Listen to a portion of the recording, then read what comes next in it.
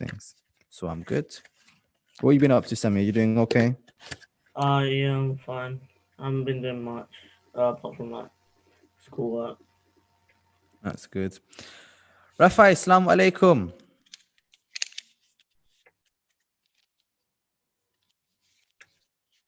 Oh no, that is the worst. What kind of answer to salam is that? I think he's got connection issues. Yeah. Oh, there we go. Rafa, Islam, I can see you, bro. How are you?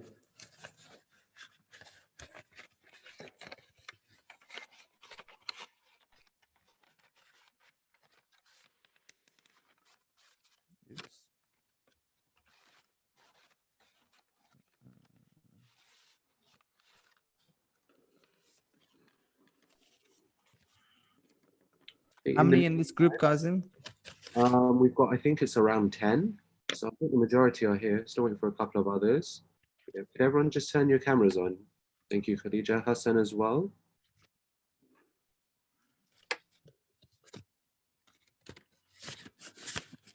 Assalamualaikum.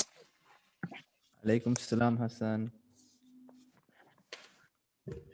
Hassan, I can't see you. I can hear you, but I can't see you. Where is your camera? There you are. Yeah. Oh, that's good to see, Hassan. You got your notepad. Everyone make sure, I hope you've all got a notepad and a pen. Okay. Fine.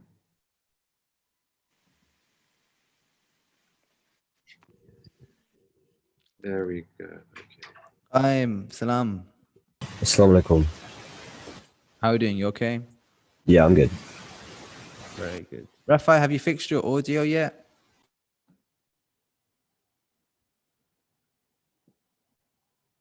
I'm guessing not, because I can't hear you.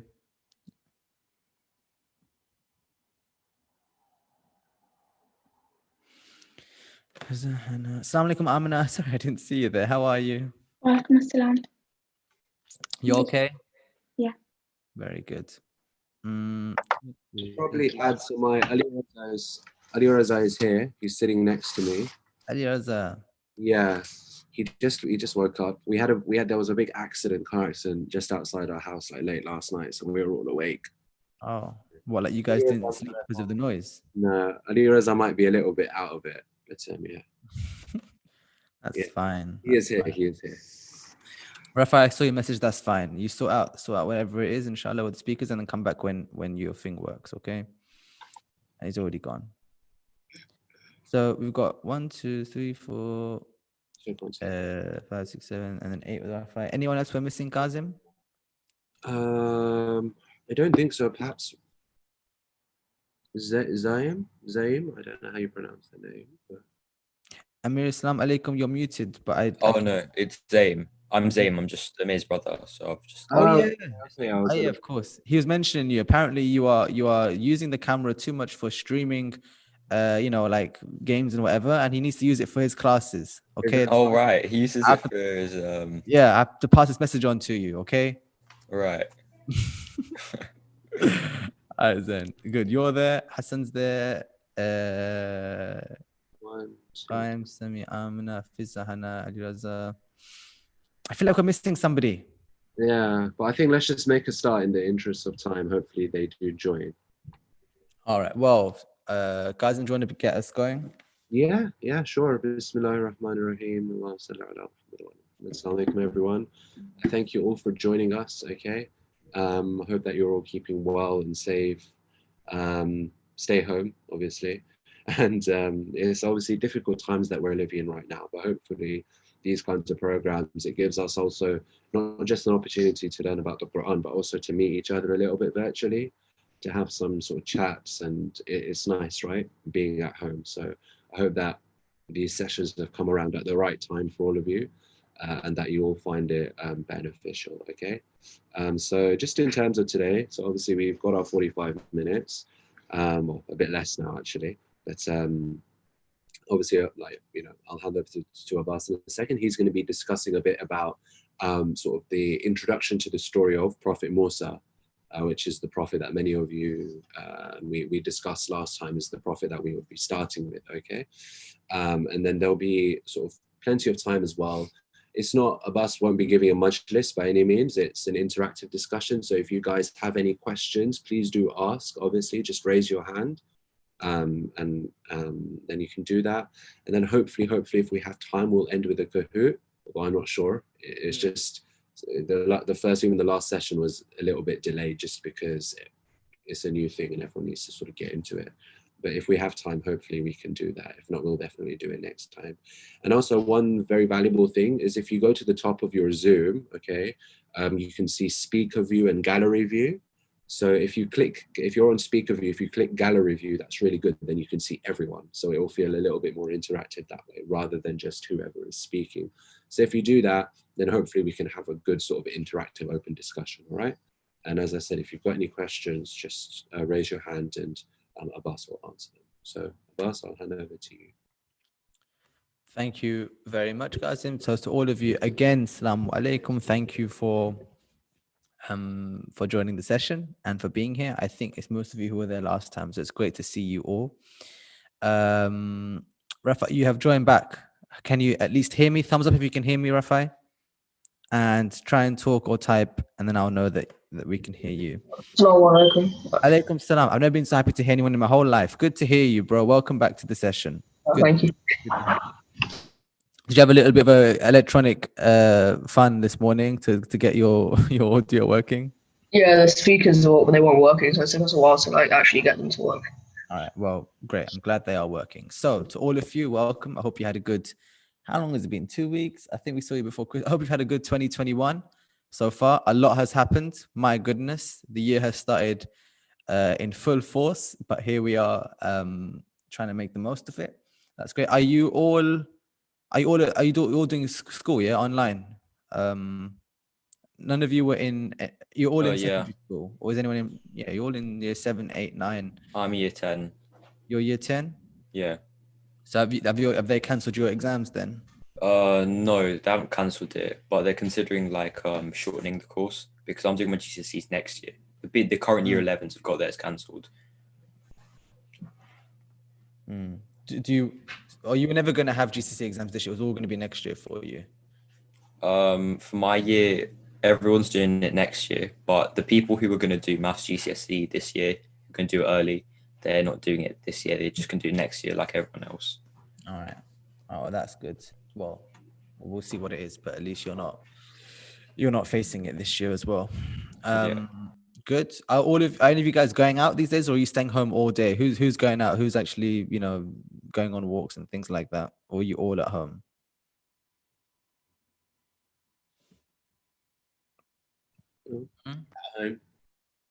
At home? Too cold to go out for walks, right? So What about you, Hassan? I actually have I literally live behind Overton Park in Sutton, so some days I go out with some of the neighbourhood friends to play in the park. Sometimes I just go play in the garden. Okay. So at least you're getting outside, getting that fresh air. It is super cold, by the way, so I hope you're wrapping up and all of this. Who is like not going out at all? They're not seeing daylight. They're staying indoors. They're just keeping in. Yeah, I've been staying indoors. Yeah, I haven't gone out in ages. When was the last time you went outside and you did like normal outside people things? It's been a while, right? Yeah, it has been. I can't remember from the top of my head. I'm not sure, but all I know is it's been a long time. Are you very used to being at home? Have you got like your whole routine and everything? Yeah. And does your routine include spending endless hours watching TV? Maybe. Good. Okay. Yeah, you gotta keep safe. Gotta keep safe as well. Good. And the rest of you guys, when I'm curious, like, are you being set homework as well while you're home, or do you do it all in the sessions with your teachers? How does it work? We get homework as well as our classwork online. That sucks. So like after your class, you have to carry on doing homework at home. Yeah. Who prefers going into school? Who prefers doing it from home? Going into school. Going in? Who actually likes the fact that it's at home and would rather it's at home forever and ever? Any of you? No, you're well over it by now. Well, that's good. Great. The reason why I ask is because what we have noticed is a lot of people who are like when you're spending time at home or you have this new routine and lockdown that you've got to kind of be at home, it means that we're not living very balanced lives sometimes. And when you're home, you've got to start adding things to your schedule that you wouldn't have had normally. For example, fitness. Like if we're so used to going out and playing sports with our friends, now that you're home, you've got to do something to keep your body pumping and keep the blood pumping and that, and you need to add certain routines, right? And actually religion is very similar. So some people think that with Islam, it's like, did you go to the mosque or not? Or did you go to a majlis or did you go to madrasa and things like this? But what we've learned is religion is not about just going to places and looking like you're all holy. No, religion is something which you keep inside of you. You keep with yourself.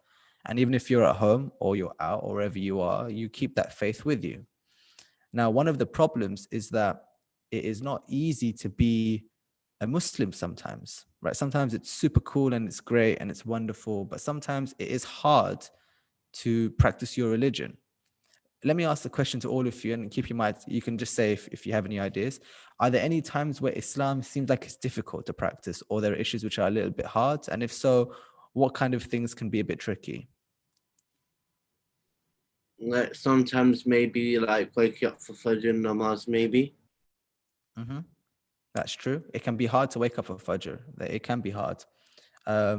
Why is it hard, Ali Raza? What makes it difficult to wake up? Because like sometimes you're already like fast asleep, so it's sometimes hard to like wake up. But Dhuhr and Asr and Isha and Maghrib is pretty easy because you're already awake. I think that's a bit more like easier.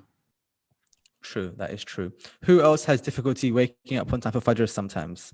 Who else has that? It can be hard, right?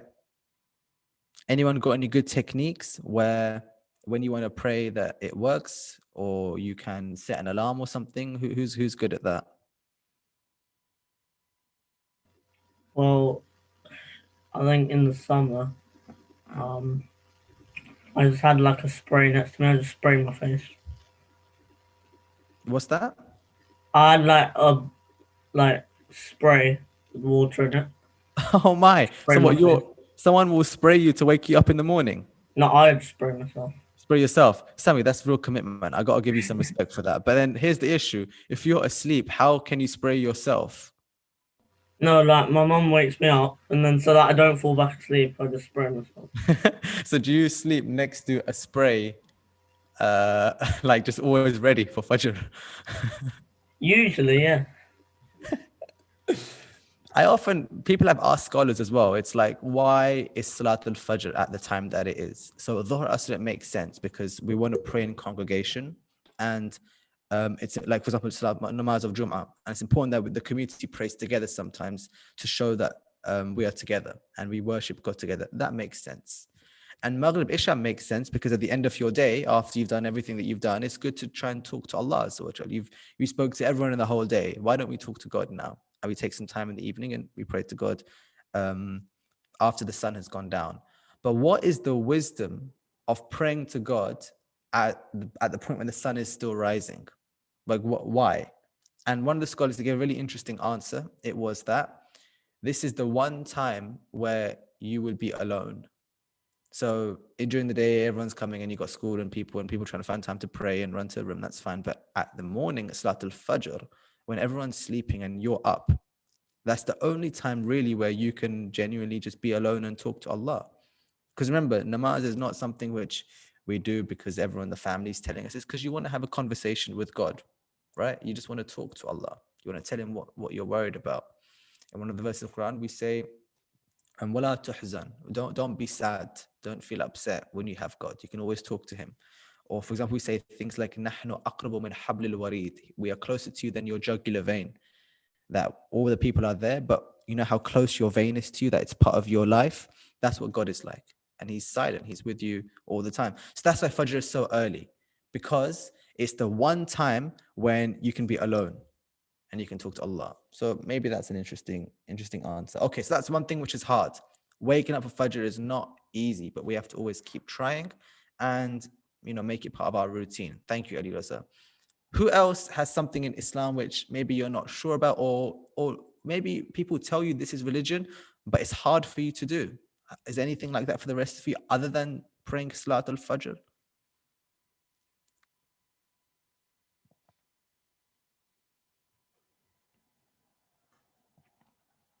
And if you? I can give an example. One would obviously be fasting in Ramadan, especially in the summer. Fasting in Shahr Ramadan. So Shahr Ramadan is coming up in about mid-April this year. Who is going to try and fast for the whole month? Who's going to try and fast the whole month? Yeah. Who's going to try and fast as many days as they can? And maybe not the whole month, but they're going to try and do as many as they can if they've not done it before. Who fasted all of last year? Yeah. All right. So there's no time like this upcoming Shahr Ramadan to try. And it is a blessed month as well. Maybe actually you can do some sessions during the time to explain why it's so blessed. But it is tricky. It is tricky. Who was saying they'd fasted last year? Put your hand up again so I can see.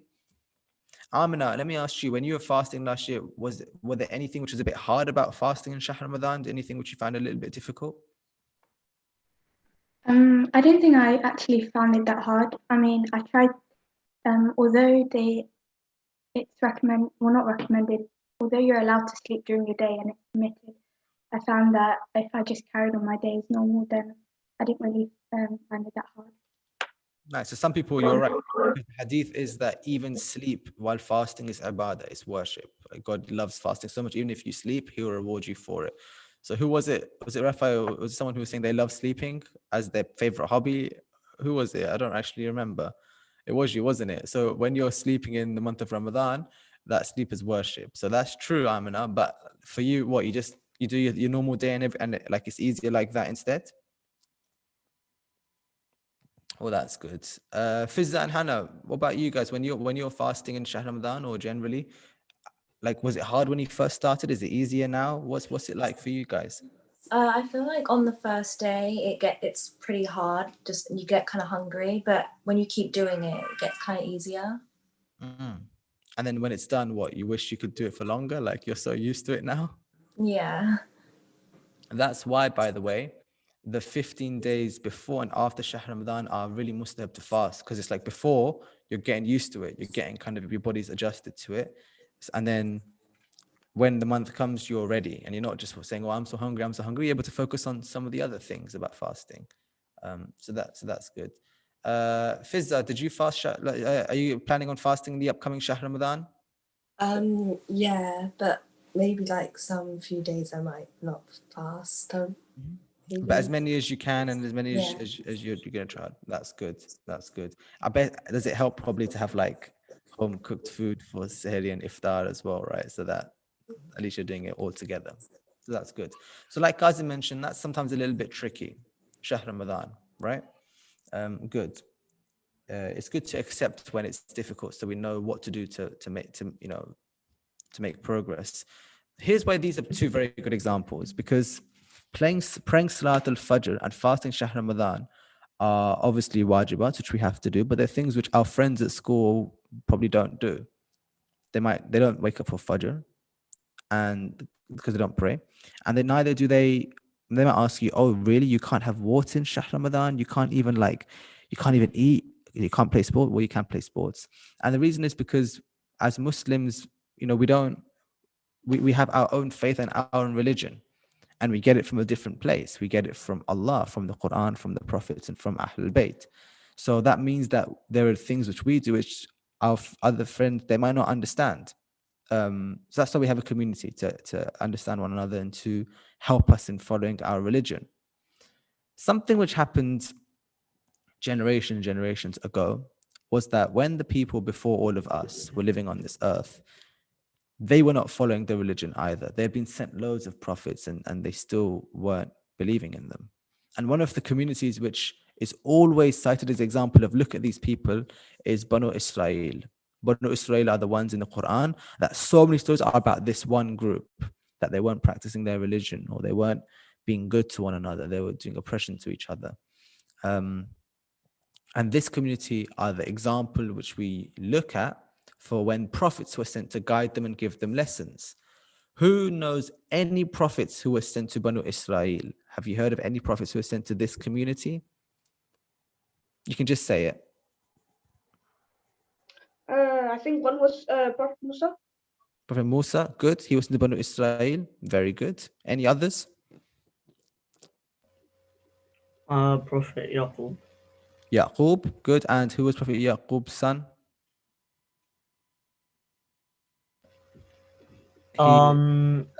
Joseph in the Western tradition. What do we call him in Quran? Prophet Joseph. Yusuf, good. So Yaqub, Yusuf, Musa. Any other prophets who were sent to Banu Israel?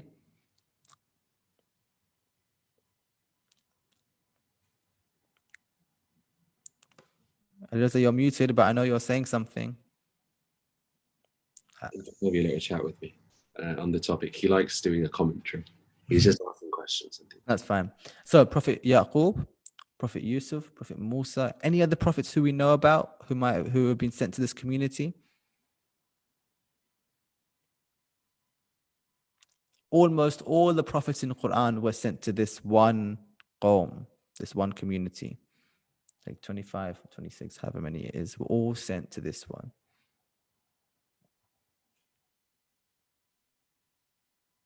No? Prophet Ibrahim.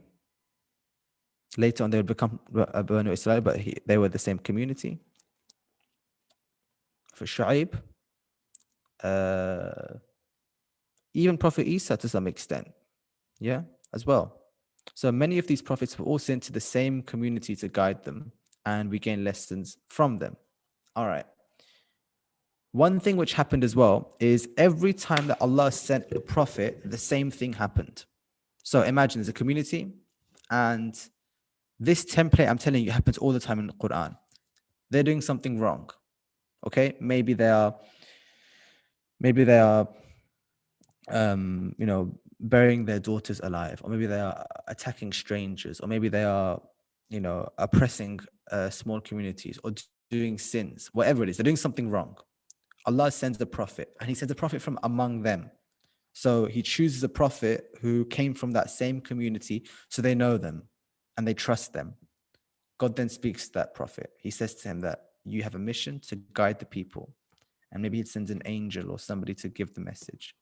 That prophet goes away and then comes back to the community, and they're ready now to guide the people. And Allah helps them with miracles. A miracle could be walking on water. It could be speaking to animals. It could be fire, which is hot for everyone, but it's cold for you. And the one point of a miracle is so that the people believe the honesty and truth of that prophet. And they're preaching and teaching as best as they can, warning them that if you do this wrong, God will punish you. Of that community, always a minority will listen to that prophet. The majority will not. And they, in all the stories that we have, they either rise up or they attack the prophet or they ignore the prophet, or something happens which either means the prophet has been killed. Yeah, you can rejoin Asad. The prophet has been killed, or the prophet has to leave and go away. And in almost all the stories of Quran, there is some punishment on the people. That why didn't you listen? The punishment can be that, there was a swarm, or there was an earthquake or a flood or something. And this template keeps repeating. People do wrong. God sends a prophet. Prophet teaches. They ignore the prophet. Prophet is killed. Prophet dies. People forget.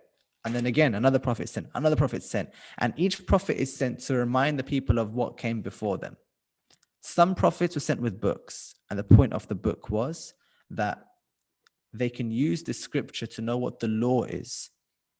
And they can teach the people the law. But again, the same thing happened. People had these books. Either they ignored the books entirely, like the Torah or the Injil, the Bible or the Torah, or they misinterpreted the words so they can suit their own evil deeds, or those who follow the book became few in number. And again, another prophet's come to try and teach them. And this kept happening in cycle again and again and again, from Prophet Adam all the way until our prophet, the prophet Rasulullah Muhammad sallallahu alaihi wasallam. And his role was to be the last prophet so that all the messages can come in one go together, all the books can be compiled together, all the lessons of all the communities can be put together in one book, and the people going forwards can learn from every single community going backwards. So that's why Al Quran contains stories of Prophet Yusuf and Musa and all these prophets, because it contains the lessons for all of them. And ours, like me and you, we might be facing a problem now in our lives that the prophets already dealt with before. And that's why we have the stories of the Quran to help deal with those issues now. Okay. Banu Israel are one of these communities who've had loads of prophets come and go, miracles and books and wonderful stories, and they just don't listen. And it was to them that Prophet Musa was sent. Okay. And his role is obviously what? To confirm everything that all the prophets before him have done, and to lay down some sort of framework so that going forward, people can learn from what he has taught after he has died. Who knows any features about Prophet Musa? Who knows something about him, about who he was or what he did in his life? There's obviously one or two really famous examples, but what do we know about this prophet? Who is this man, Prophet Musa? Who is he?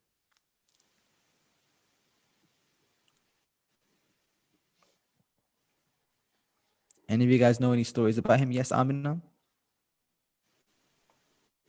He was born at the time of Fir'aun, who is the pharaoh of Egypt.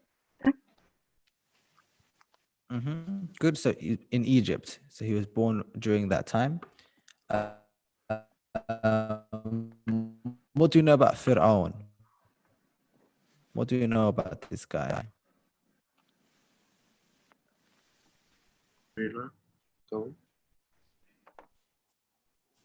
He was like a rude My ruler. internet's gone. I think I'm back now. He was a rude ruler. So, Again.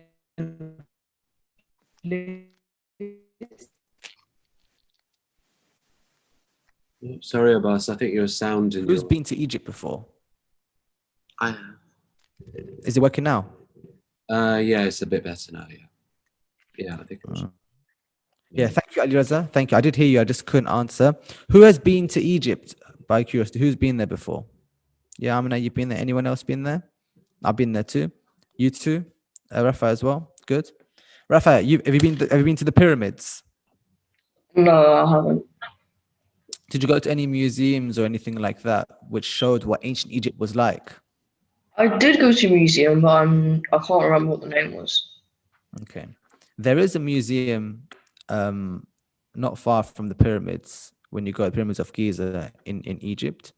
And in that museum, there are loads and loads of mummies who have been found, who are ancient pharaohs who were wrapped up in sarcophagus and in ancient body preservatives, and their bodies are still there to be seen.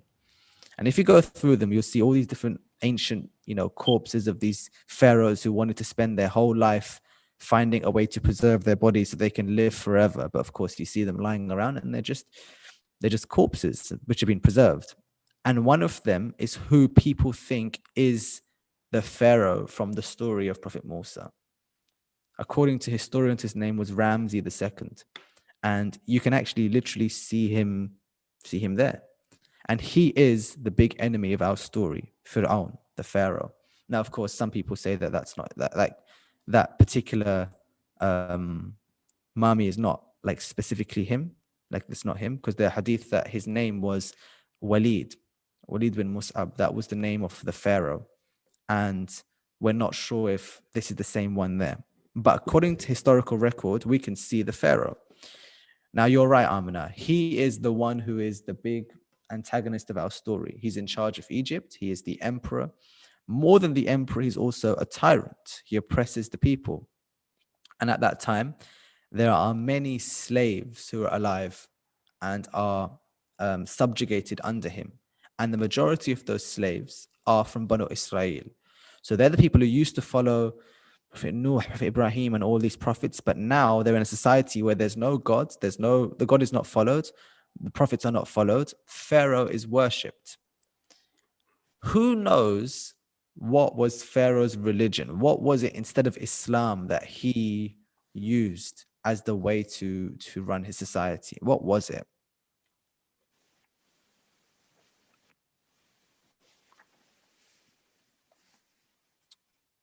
Anyone?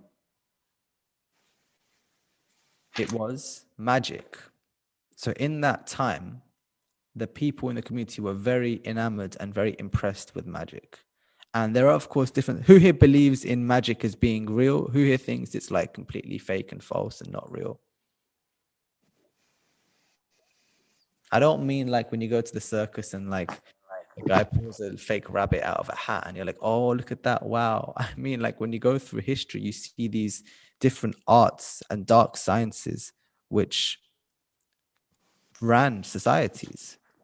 So I'll give you an example. In ancient times, magic and folklore was really important to running society. Sometimes it was through nature. So people would understand about animals and the different supernatural effects of the animals to try and understand about the world. Others would look at the stars and they'd look at patterns that they could see in the universe to try and predict about people. Then there are jinn. Let's not forget, there are so many stories, some of which are not true, some of which are true, about jinns and the way that human beings would be manipulated by them, or the way that jinns would possess people, or jinns would get involved in human affairs. It does happen. It's kind of scary, but it's real. And the other type is what's known as black magic. Oh, who wrote black magic in the chat? Someone wrote it there? It's black magic. Good. Yeah, that was me, sir. Do you know what that is, Asad?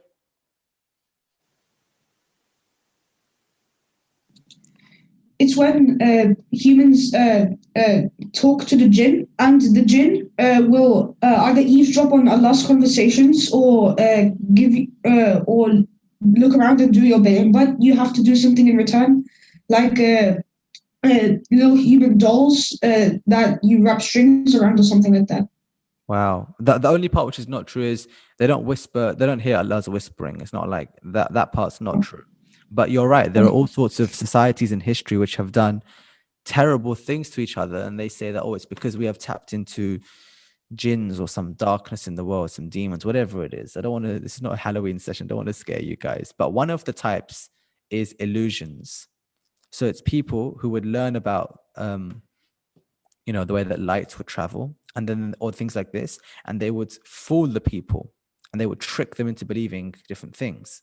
Now, in Pharaoh society, you had all these different magicians. You had some who would look at the stars and tell you that you have this disease which needs to be cured, or they would find ways of learning about the world through nature, or maybe jinns as well. But a lot there was illusions. So they would basically learn sleight of hand and feints, and when you're looking at somebody, misdirection and making them look in different ways. So it's not magic in the same way. So the ropes being used as snakes, good. That's an example. They would use items and trick you. And that's what happened in Pharaoh society. So in Pharaoh society, there was magic being used to fool people into believing that Pharaoh was God. And the people started to believe this. They believed that there is God on earth. It's not just he's no ruler. It's not just that he's a bad person. No, he's literally God on earth. He is the God. And it was at that time in that society when things reached like such a bad, such like a level of such evil, that the prophecy of Joseph had come. And that was that there's going to be a person who will come and he'll be a savior to save you from the tyrant.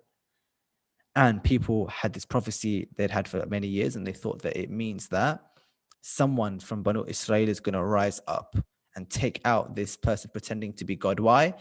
Because this person was saying that he was the Lord of the earth and the worlds. And that's obviously not true. And he was oppressing the people who believed in the prophet.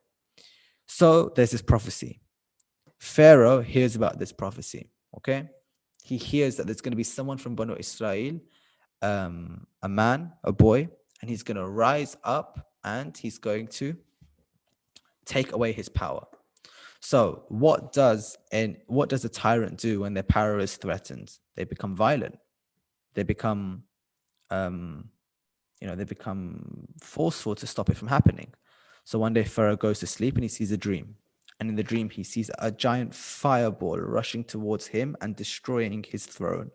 And he becomes so spooked. He wakes up and he's scared, and he realizes the time has come now when someone's going to be born who's going to destroy my power. So he implements an order, a rule.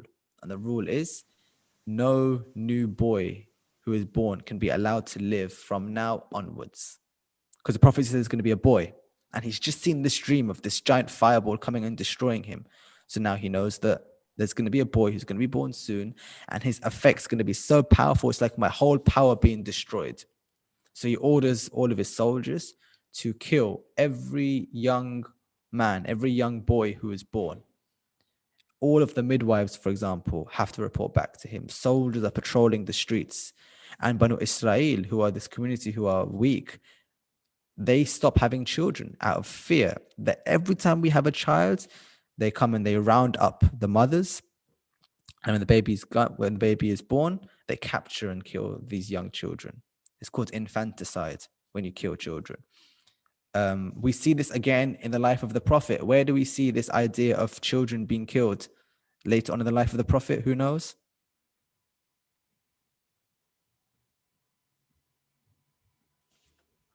Anyone know about where we see the mentality of killing children in the life of our Prophet? Think about it. What's happening at the time of our Prophet? What is this evil deed that the Quraysh are doing when he's still young? Burying of daughters.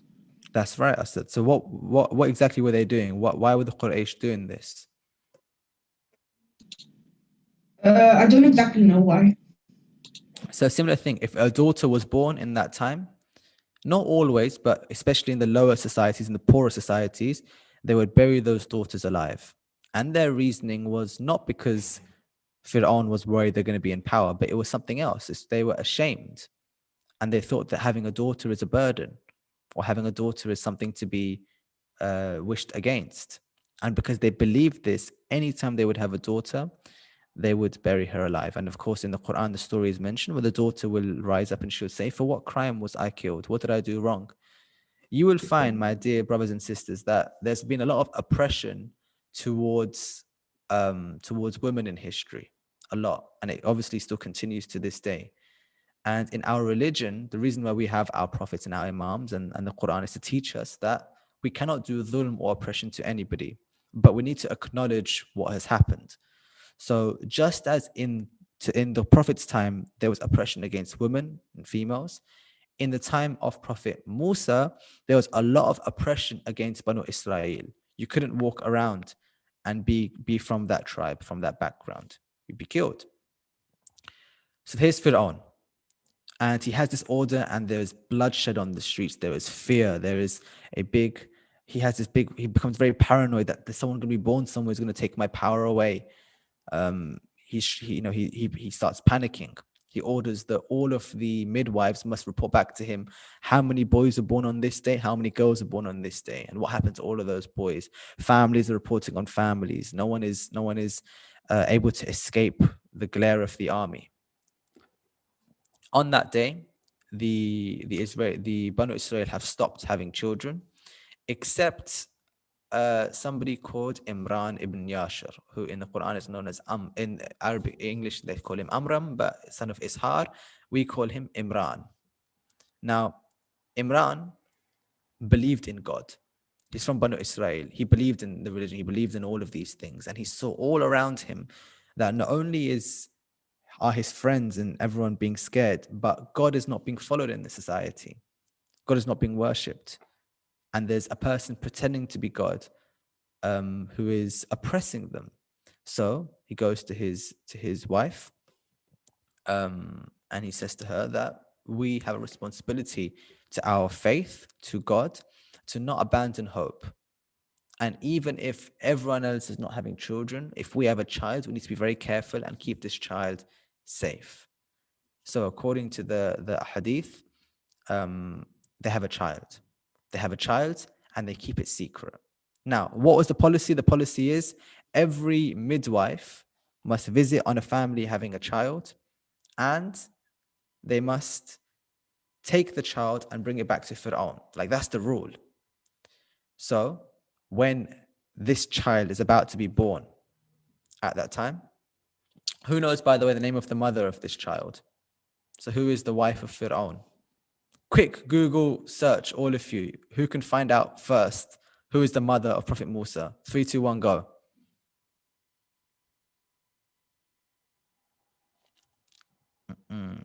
How many have already found out? Who do you think it is? Bibi Asya. Maybe Asia. The rest of you keep searching. Have you got the same name? Yeah. Yeah. Yup. Gazim, have you searched it too? We were having a little chat about it. I'm currently My occupied. browser hasn't even loaded yet. Anyone got a different name? Ali Raza originally, what he was saying, he originally thought it was Amina, so he got confused, but then now he knows it's Asia. Anyone got a different name? Keep searching. I'm not happy with just the name Asia. There's more. Who is the mother of Prophet Musa, or who, other than Prophet Asia, who else is in the picture? Bibi Asia. Come on, guys. You guys are always on your phones and researching and online. Is it Asiya bint Muzahim? That's her full name. What can you tell us about who she is?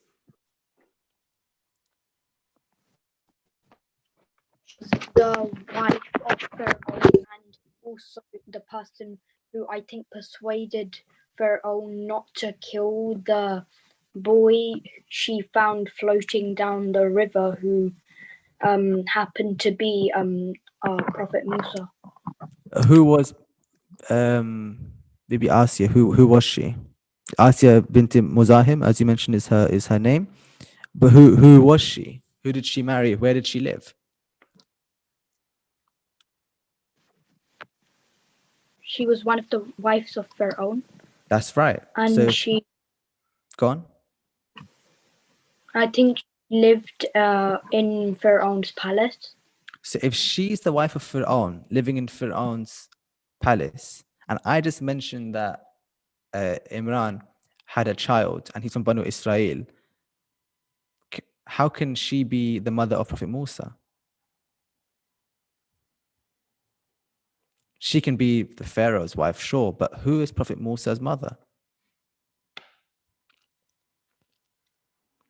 That is what I would like all of you to find out before the next session, which is, who is his mother? Because we know what happens next. What happens next is, of course, that they take this child, they run away and escape, and they put the child in a basket. And the basket goes on the river Nile. And the mother, although her heart is so much in love with her child, she wants him to live, and she prays to God that, Ya Allah, could give me grace that hopefully this child survives. And she pushes this basket into the river, and the basket flows away until it's seen by Bibi Asia. Bibi Asia takes this child from the river, raises it up, looks upon this young boy and starts to cry when she sees how innocent he is. And she sees that he was found near the water and the reeds in the water. She takes this child into the palace, and she thinks that I will raise this child. Fir'aun comes in, he notices immediately this child is from Banu Israel, because ethnically it looks like the child is a bit darker and it has features of that tribe. He orders for that child to be slaughtered, but when he sees the look of Bibi Asia's face and the raham and the mercy, he decides, no, I will let you live. I'll let you raise this child, and we'll raise it as our own. Bibi Asia is very thankful, and she names the child Musa. Mu coming from water, and Sa coming from the name of the plant which he was found by in the water. That's where Musa comes from. In fact, Ma is water in Arabic, so it comes from that derivation. And she raises this child. But here's the question: who is the mother of that child, the original mother of Prophet Musa? It can't be Bibi Asia, because look, she found him floating in the water. Pharaoh's not the father, of course he's not. Although Pharaoh's about to start raising this child. But who's the mother? Okay, that will be the end of the story in today's session. We'll continue it in 2 weeks. I'd like you all to find out a couple of things, all right? Have you got your pens and pencils ready? Have you got this to write down so you can keep record? Question 1, who is the mother and what is the family of Prophet Musa? I want to know about that. Second, I would like for you to research at least one verse of Quran about the birth of Prophet Musa. So I quoted a few, but I didn't give you the references. I want to know about the Quran and how it's told, or where it's told. So the chapter and the verse about where the story of Prophet Musa is in the Quran. Okay? Third, I would like to know about who was the wet nurse of Prophet Musa. So wet nurse means that when a child is born, it needs somebody to nurse him or to give milk.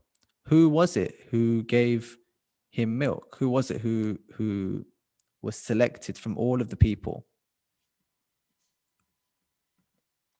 And finally, I would like to know, why do you think Allah made it happen like this?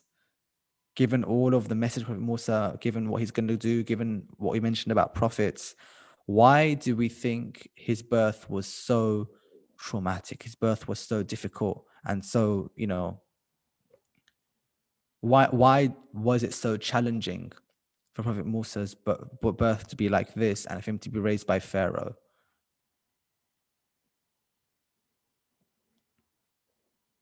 All right. Some of these questions are actual facts. Some of them are your thoughts. Like the last one, I'm interested in why you think that God did this. So that's just your opinion. But the rest of them, try and find out. So the questions were, who's the mother originally? Name in the Quran, find some verses which show us the story of how it happened. What was the third question? Yeah, Amina, what was it? Who was the wetness of Musa? So who gave milk to him? Who's the wet nurse? Good. And how were they selected? And finally, why do you think? Thank you, Amina. Why do you think Allah made it like this? What was it? What was the plan? And if there's a plan for Prophet Musa, why is this the beginning? Why does it happen like this? All right. Thank you very much, guys. Any questions about that story or about anything we mentioned or in things in general? Anyone got any questions? Yeah, Rafai. It's not really a question, but I think I found out the name of the mother of Prophet Musa. In that case, you have an advantage for the next session. Oh, okay. Good research skills. Make sure you write it down somewhere and you're ready with it next time. Good. Any questions or any other comments? No. Kazim, do we have Kahoots? We do indeed. So let me share. So if you guys could all grab a second device or a phone, hopefully you can see my screen. I hope all the questions are accurate. I've been creating it as we're going along. So can you get an iPad or a phone, or if you're on your laptop, what you can do is do a split screen. So open up Chrome or something and then split it with Zoom, because the questions will come up on Zoom. Okay. So guys, go to kahoot.it. Okay. I'm giving Ali Reza my phone to do it. Sami was very quick with that. Nice Sami one, won the quiz last time, actually. So Sami should be good at this. He's the one to beat. So Professional Kahoots. Put in the, there we go. Everyone's quite quick with that. Yeah. So basically the quiz has 10 questions. The first 5 are about Prophet Musa, all right? Some of the ones that we went over today, some of the topics. The second 5 are just generally about the prophets in Islam. So just some general facts. So just to see, there's no it's not an exam. It's just a bit of fun so we can learn a bit more about the prophets in sort of a fun way, all right? Is that everyone? Is there anyone? Could anyone put your hand up if you haven't yet joined? I haven't joined yet. Yeah, Right. Hassan, you're not there yet. I'm just getting my laptop on. No problem, no problem. Abbas, do you want to deliver the quiz? Yeah, that's fine. That's fine. So- I said, is Amir there? Oh, Amir is Zaim, right? Oh, Zain. Sorry. Oh, yeah. I was wondering who is Amir. All right.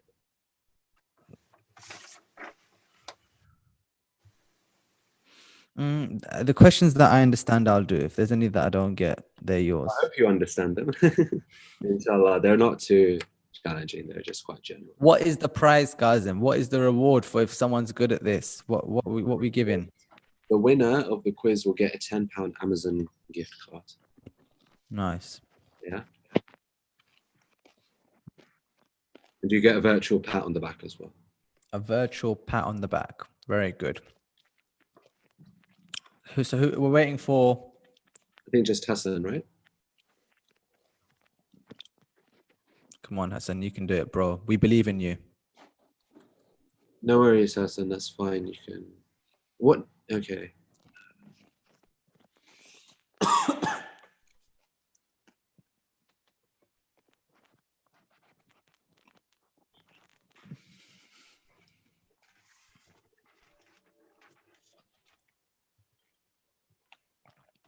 We're overrunning a little bit, guys. Apologies, but I think it's all right.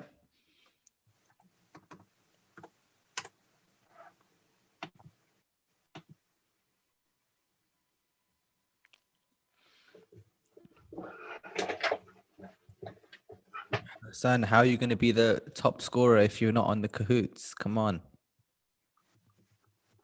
Sorry, my internet's just very laggy in this room. That's fine. That's fine. Don't worry about it.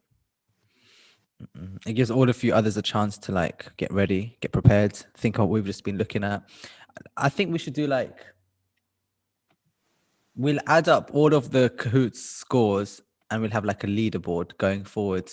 So do your best today, but in general, we'll tally up and the person who wins will get a nice, like a genuinely, like a real good Al-Mu'tazil prize. What do you think, guys? Does that sound like a good idea, yeah? Really good idea. So I've got them all on my Kahoot account. So for each quiz, basically, you get like a report. So I can see the questions that everyone got right and wrong. But then also like a general leaderboard as well. So then we can add them all up. So we can do that. Yeah. Report. So It's like a league, more like a league than a tournament, I said. So it's like a league where you count up the points. We'll have a Kahoot. I managed to get in now. You're in? Yeah. Let's make a start. The most imaginative name, as you can see. Come on then, guys. Prophet Musa was sent to which tribe? Banu Israel, Banu Adam, Banu Hashim, or Banu Umayyah? Come on, guys. I think you know. I know you know this because I've not mentioned the other names. Well done, Banu Israel. Who was the fastest finger though? Asad, straight in there, quickest one, and Amina and Hassan not too far behind. There's nothing separating you guys. And Sami and Rafai. Good. Question 2 of 10. Prophet Musa was based in which modern day country today? Iraq, Iran, Egypt, or India? Egypt. Good. Not Iraq. It's actually Egypt, where obviously the pyramids are. Although the Pharaoh's territory went into Iraq, that's not where he was. Amina to the top. I knew you would be somewhere near the top. But the rest of you, come on, guys. You're all really close together. Question 3. What was the main feature of Prophet Musa's society? Was it magic, poetry, art, or science? Magic. Well done. All those jinn stories, you guys were straight in. All right. Samia, fast finger. Okay, let's go. Question 4 of the quiz. What was Fir'aun's ruling? So what did he order? Was it burn the Kaaba, kill all the Muslims, kill all the newborn males, or kill all the newborn females? It was kill all the newborn males. Yeah, not all the Muslims, because at that time, the Banu Israel were allowed to live. It was just the male sons. All right. Rafai, you're on a streak. The rest of you, you can keep going. Who took care of Prophet Musa from a young age? Who was it who took him in when she saw him? Bibi Amina. I'm not going to go through them. It was Bibi Asiya. Good. Bibi Amina is the mother of our Holy Prophet Muhammad sallallahu alaihi wasallam. Bibi Asiya is the one who found him in the reeds and took care of him and named him. Allowed him to live.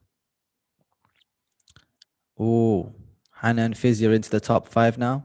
But the rest of you are holding your positions. Which miracle is associated with Prophet Isa? What did he do? Part of the Red Sea, speak to animals, speak from the cradle, or splitting the moon? What did Prophet Jesus, what is he famous for? I think Imam Ali has done almost all of these things, but still.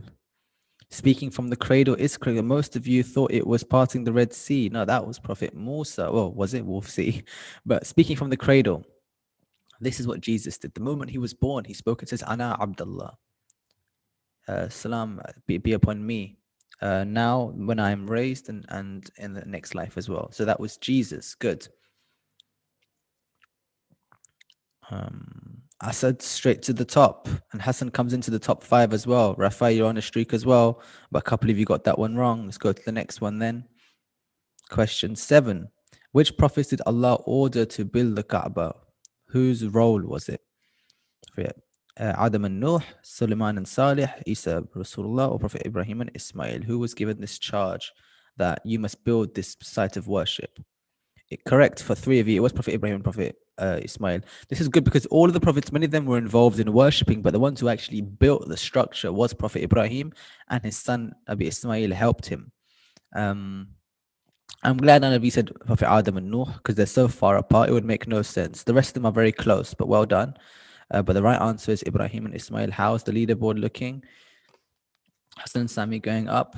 Asad is still on a streak. I'm sure the rest of you are going to try and catch up with him.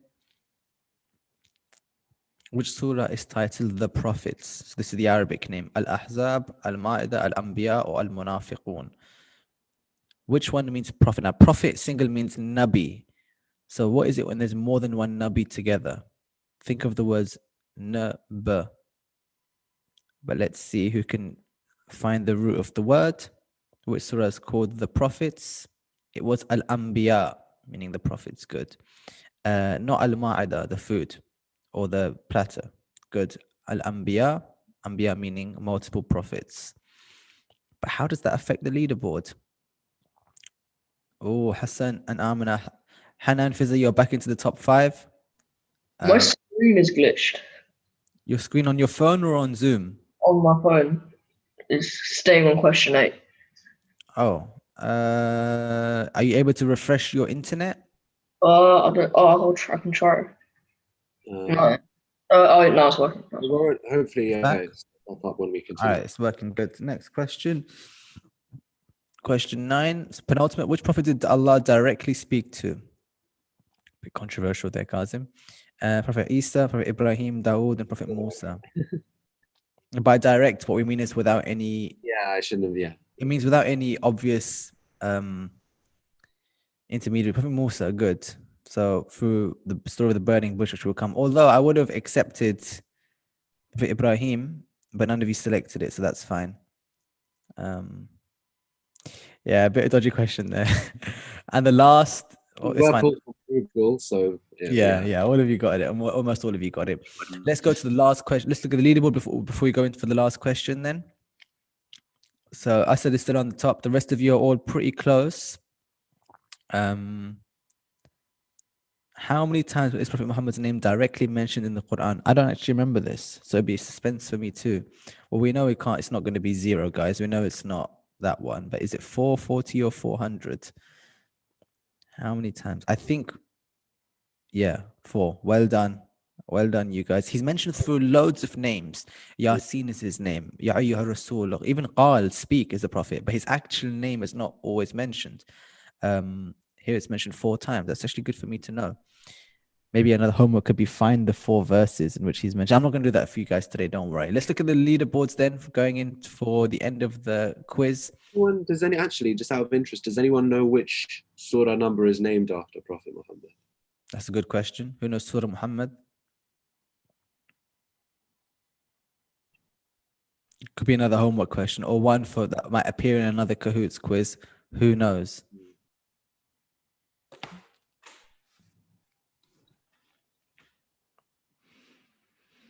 Come on then. Let's look at the leaderboard.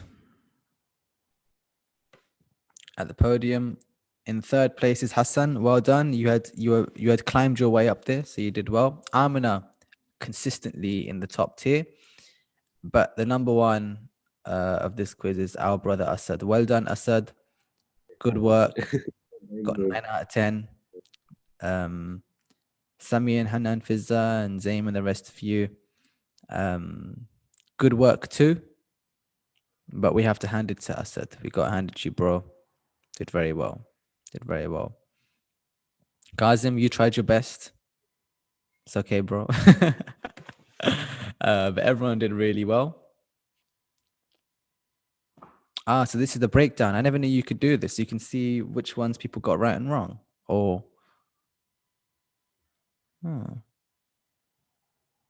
okay. All right. So guys, thank you so much for tuning in for today's class. I hope it was beneficial. Kazim, can you put it back on gallery view? Is it possible?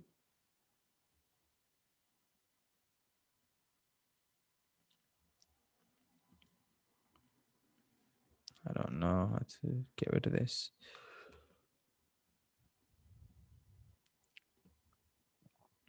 Yo.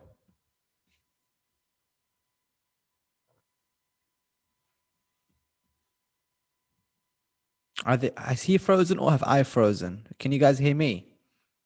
Yeah. All right, so I think he's frozen. But that's fine. Thank you so much for tuning in for today's thing. Thank you for listening. In 2 weeks, we'll do the next session. You guys will get the link. Make sure you have looked into those questions. But more importantly, I'd like you guys just to think about, in generally, what do you want? How can religion help you? So what is it in your life which you think that Islam could be the solution or could help? And maybe we can find the lessons in the life of the prophets. But I'm more interested in not just looking at these stories as though it happened once upon a time. No, is how does it affect your life now? So have a think about that. Anything you're struggling with or any issues or questions that you have, come ready with them. I'm happy to answer them as well. Any questions about Islam or anything to do with that stuff, we can look at next session. But for now, those questions are Prophet Musa. Well done to Asad. Good job. The rest of you, keep practicing, keep learning. And I'll see you in 2 weeks. All right, guys. Good Hafiz. Thank Good you. Hafiz. Thank you. Khuda Hafiz. Khud Hafiz. Thank you. Good Hafiz. Take care, guys. Khud Hafiz. Khud Hafiz.